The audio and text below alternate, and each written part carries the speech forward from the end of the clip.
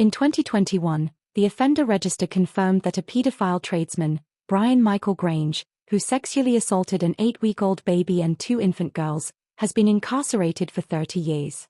However, his wife continues to visit him weekly. A tradesman who raped an 8-week-old baby after taking Viagra has been sentenced to a minimum of 30 years in prison.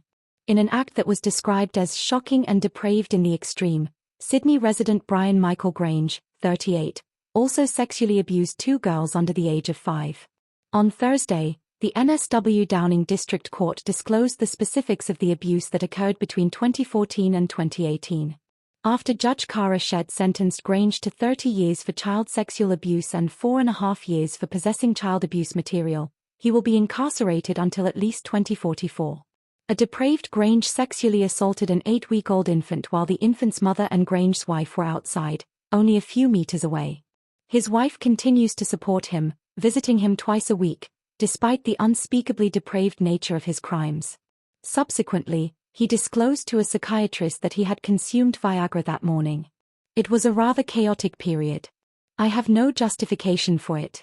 Grange recorded a sickening, unplanned assault in which he documented himself rubbing his penis on the baby's mouth before ejaculating. Grange also assaulted an infant, who was either 1 or 2 years old, in a public lavatory.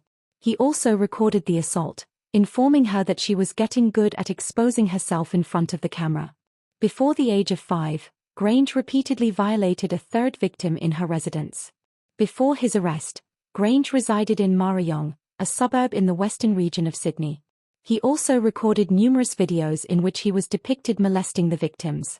The court heard that the abuse was a severe breach of trust for both the girls and their parents. The depravity did not conclude there. Additionally, Grange amassed more than 30,000 images and videos of child sexual abuse, some of which depicted children being coerced into engaging in sexual intercourse with animals.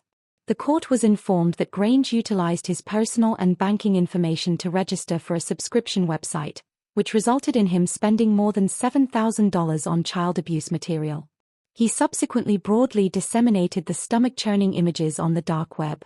Grange's sentence was reduced by 25% as a result of his early plea and cooperation with the police. He appeared in court via video link from the Parklea Correctional Center, where he is currently in protective custody due to his fear for his life, after fellow inmates learned of his repulsive behavior.